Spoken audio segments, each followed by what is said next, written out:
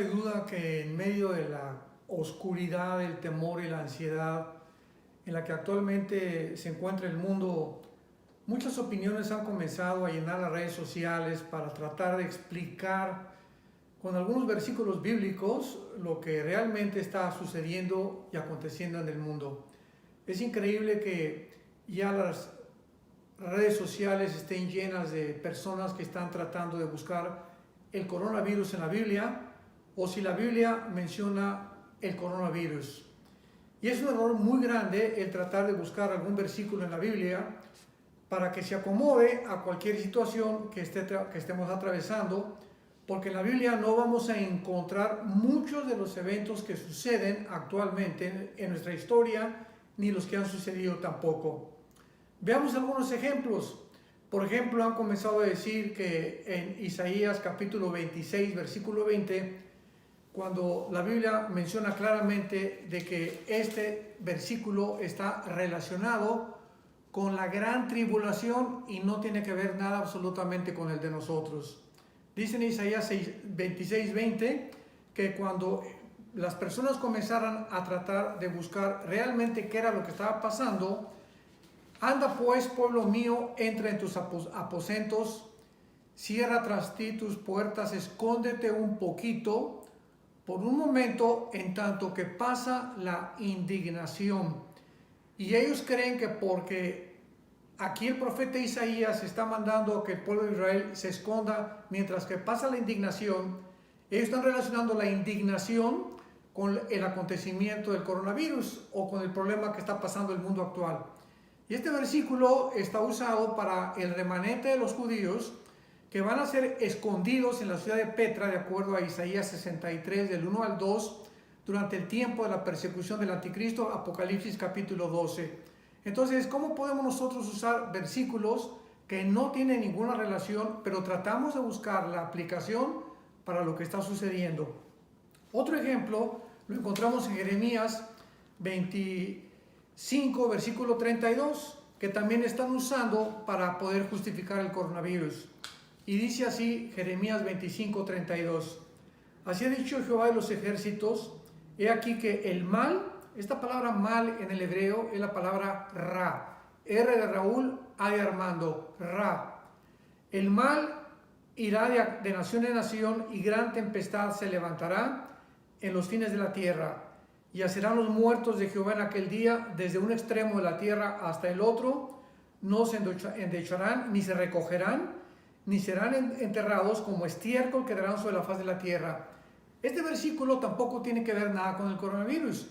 Se está refiriendo a la invasión de Gog y Magog en Ezequiel capítulo 39, donde los muertos van a estar completamente aislados por la radiación que va a existir por las bombas nucleares. Entonces tampoco podemos usar este versículo para tratar de justificar o acomodarnos que está relacionado con el problema actual. Y otras personas también han dicho que nos encontramos en los sellos del Apocalipsis, por el amor de Dios. Los cuatro principales jinetes del Apocalipsis es el inicio de la primera temporada de la gran tribulación, donde se menciona el caballo blanco, que es el anticristo, que se menciona con un arco sin flechas, representando que va a entrar con un pacto de paz, Daniel 9:27, para poder hacer una justificación con los judíos y los árabes de que ya no se peleen. Va a alcanzar lo que los diplomáticos no han hecho en muchos años de historia. Y el segundo caballo del Apocalipsis es la guerra, el tercero el hambre, y el cuarto, dice la Biblia, que va a haber una cuarta parte de la población mundial muerta por la espada o por la guerra y por las bestias de la tierra. Si estamos hablando de una cuarta parte de la población, y ahorita se calcula que más o menos llegamos ya a los 8,000 millones de personas, estamos hablando de 2,000 millones de personas muertas. Por el amor de Dios, no tiene que ver absolutamente nada con el coronavirus, y cuando los sellos del Apocalipsis entren en acción es cuando comienza la tribulación, y nosotros como la iglesia ya no vamos a estar aquí.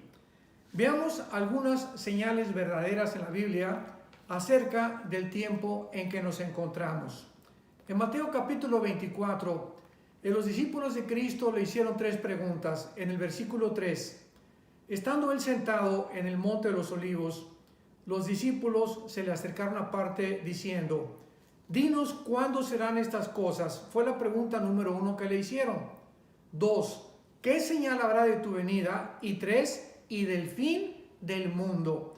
Entonces Cristo contesta la primera al final, cuando habla de su segunda venida, que antes de que Él venga, vendrá la tribulación, el sol y la luna se oscurecerán, la luna dejará su resplandor, y esto coincide con Apocalipsis capítulo 6, del versículo 12 en adelante, donde encontramos ya el cuarto y el quinto sello, y el sexto sello, que es ya completamente el acabose o el final de la historia del mundo. Pero las razones por las que Cristo contesta realmente las últimas 2 preguntas, las menciona en el versículo 4 en adelante. Les dijo, miren que nadie los engañe. Y no cabe duda que estamos ahorita siendo engañados por cantidad de redes sociales y cantidad de comentarios de personas que tuercen la palabra de Dios, sacan un versículo sin tomar en cuenta el contexto donde ese versículo se encuentra. Esto es un error gravísimo de la hermenéutica, que es la ley para poder saber interpretar correctamente las escrituras. Jesús continúa diciendo, oirán de guerras, versículo 6, y rumores de guerras. Miren que no se turben, porque es necesario que todo esto acontezca, pero aún no es el fin. Porque se levantará nación contra nación, reino contra reino, y habrá pestes y hambres y terremotos en diferentes lugares. Esta palabra pestes, lumos en el griego, no tiene que ver nada con las infecciones que estamos viendo actualmente a nuestro alrededor. Y estas primeras señales de en qué tiempo nos encontramos, las podemos relacionar ahora sí, bíblica e históricamente y experimentalmente con el primer guerra mundial, que fue en 1914, en el siglo pasado, cuando nación por nación se juntaron por primera vez en la historia, después la Segunda Guerra Mundial casi 20 años después, y es la primera vez en la historia, aunque siempre hemos estado llenos y saturados de guerra. De acuerdo al Instituto para la Paz en Suecia y Estocolmo, se menciona que ha habido 25 años de paz en toda la historia del mundo, pero hasta el siglo XX, enfatizo, vimos 2 guerras mundiales, y esto es la primera señal de que nos encontramos en los últimos tiempos, de acuerdo a las profecías del Señor Jesucristo. Las pestes, las hambres y los terremotos han venido sucediéndose durante todo el siglo XX. Solamente de 1976 hasta nuestros días, el Instituto Sismológico de Boulder, Colorado, afirma que han habido más del 65% de los terremotos que precedieron anteriormente a esta fecha. Entonces, pues, tenemos nosotros claramente las señales que Jesucristo nos mencionó, para que no caigamos tampoco en el temor, ni creamos que ya nos encontramos en los últimos tiempos de la tribulación. En segundo lugar, la señal más grande que tenemos nosotros es el regreso de Israel. El 14 de mayo de 1948, vemos nosotros que esta nación se constituyó en un estado libre y soberano, y a partir de 1948, Cristo lo dijo claramente en la parábola de la higuera, capítulo 24 de Mateo, versículo 32. De la higuera aprendan la parábola. Cuando su rama está tierna y brotan las hojas, saben que el verano está cerca. Y sabemos que la higuera es una representación de la nación nacional de Israel, porque hay 2 tipos para poder representar a Israel. El Israel nacional, que en 1948 regresa a su tierra, pero sin haberse convertido, y el Israel espiritual, que tendrá lugar durante el tiempo de la tribulación o dentro del tiempo de las fiestas de Israel, que se llama el Yom Kippur o el día de la expiación. Entonces, cuando Jesús está hablando de que la higuera o Israel iba a comenzar a brotar hojas, también les digo, Jesucristo dijo que no pasará esta generación hasta que todo esto acontezca. Si nosotros contamos una generación de acuerdo al Salmo 90 a nuestros días, nos vamos a dar cuenta que aproximadamente son como 80 años. Si le sumamos a 1948-80, vamos a tener el año 2028. Nos encontramos actualmente en el año 2020. Entonces, si realmente estamos contando adecuada, bíblica y de acuerdo al Nuevo Testamento, el tiempo en que nos encontramos, nos damos cuenta que si en el año 2028 realmente Jesucristo regresa, tienen que haber 7 años antes, que son los de la tribulación, y sería el 221, 222 más o menos. Entonces, podríamos decir que nos encontramos realmente en el principio de los dolores. No cabe duda que estamos realmente en los últimos tiempos bíblicamente. Y una de las evidencias más grandes las encontramos también en el libro de Oseas, capítulo 5, versículo 5 y el capítulo 6, versículo 1 y 2. Dice así: andaré y volveré a mi lugar hasta que reconozcan su pecado y busquen mi rostro. Aquí es Jesús el que está hablando. Andaré y volveré a mi lugar. O sea, a los discípulos continuamente les enfatizó: me voy al Padre, regreso al Padre, pero voy a regresar. En la casa de mi Padre hay muchas moradas hay. Entonces Jesús está hablando en Oseas 5:15, diciendo que Él regresaría, y en su angustia los judíos, está hablando de los judíos, van a buscarlo, que será el tiempo de la tribulación. Pero el capítulo 6 de Oseas, versículo 1 y 2, nos da una clave tremenda, indubitable e inequívoca. Y dice así: vengan y volvamos a Jehová, porque Él arrebató y nos curará, hirió y nos vendará. Nos dará vida después de 2 días, y en el tercero nos resucitará y viviremos delante de Él. Repito, está hablando a la nación de Israel. Noten ustedes la diferencia entre vida y resucitar. Nos dará vida después de 2 días. O sea, durante 2000 años, sabemos que un día para Dios son 1000 años, de acuerdo a los Salmos y a la segunda de Pedro. Entonces, aquí está mencionando que después de 2 días Israel iba a resucitar. Y si realmente tenemos 2000 años de historia, santos que me escuchan, familia de Dios, estamos entrando realmente a las vísperas del reino mesiánico de los 1000 años que se profetizó en el Antiguo y en el Nuevo Testamento. Y cuando dice que Dios les daría vida, es cuando en el 48 regresaron, pero regresaron sin haberse convertido, y al tercer día nos resucitará. O sea, sería el milenio que vamos a entrar cuando Israel regresará espiritualmente y reconocerá a Jesucristo, a Yeshua, como verdaderamente el Mesías. Y finalmente, si todo esto lo comparamos con lo que la Biblia enseña en Apocalipsis, capítulo 13 y capítulo 18, que el final del gobierno que va a existir y la confederación de 10 naciones que se van a unir, que va a dirigir el anticristo antes de que Cristo regrese, el anticristo, dice en Apocalipsis 13, va a marcar a la gente con el 666. Esto significa que el control del mundo será bajo la economía.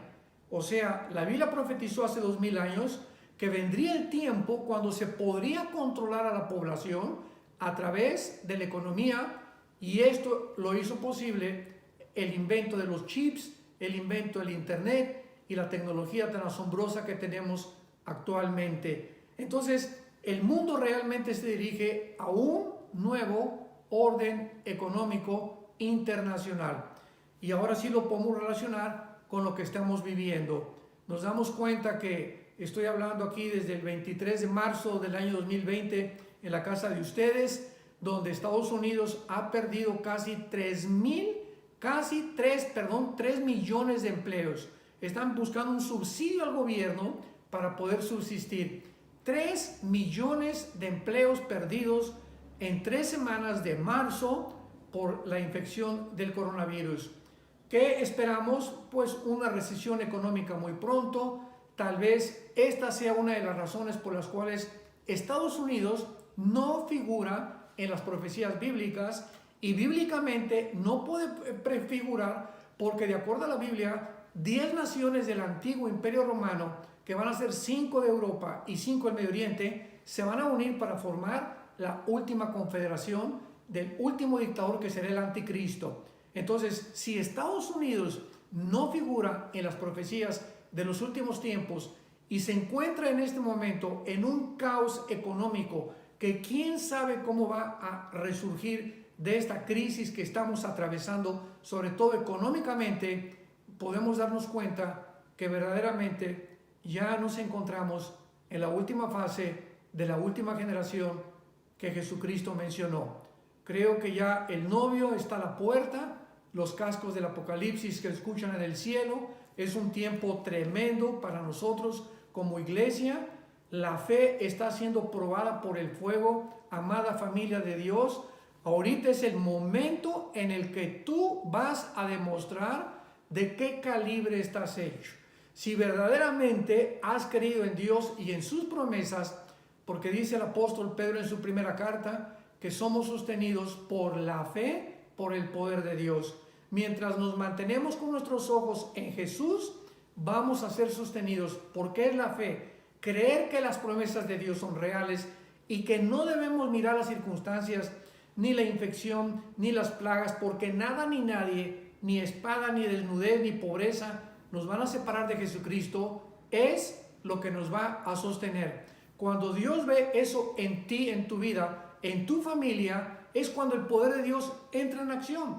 Dice Efesios 3:20, somos sostenidos por el poder de Dios, y el que es poderoso para hacer todas las cosas mucho más abundantemente de lo que pedimos o entendemos, según el poder que actúe en nosotros. Efesios 3:20, o sea, ese poder es el poder dunamis, que es el Espíritu Santo, y de acuerdo a ese poder, como tú lo estés manejando, como tú creas en la Biblia y te alimentes con la Biblia, es como ese poder se va a manifestar a través de tu vida, lo que va a hacer que Dios entre en acción. Así que es el momento en que nosotros verdaderamente vamos a creer que las promesas de Dios son reales, porque el justo por la fe vivirá. Y quiero leerles para terminar que nosotros no somos hijos de las tinieblas, somos hijos de la luz. El que habita al abrigo del Altísimo morará bajo la sombra del Omnipotente. En el original hebreo dice, el que vive cerca de Dios vivirá protegido por Dios. Diré yo a Jehová, esperanza mía, castillo mío, mi Dios, en quien confiaré. Él nos va a librar del lazo del cazador, de la peste destructora, y nos cubrirá bajo sus alas, y bajo sus plumas estaremos seguros, y no vamos a tener temor de nada de lo que atravesemos, porque lo más grave que nos puede suceder como cristianos es morir. Y el morir, dice Filipenses capítulo 1, es ganancia. Entonces, ¿a qué le vamos a tener temor? Algún día vamos a morir de cualquier cosa, enfermedades, accidentes, etcétera, etcétera, pero dichosos aquellos que se han preparado para encontrarse con su Señor. Espero que tú lo estés y que puedas tener esa fe que sobrepasa todo entendimiento. La va a guardar y va a considerar tus pensamientos y tu mente en Cristo Jesús. Que tengas mucha paz y sigue confiando en las promesas del Señor.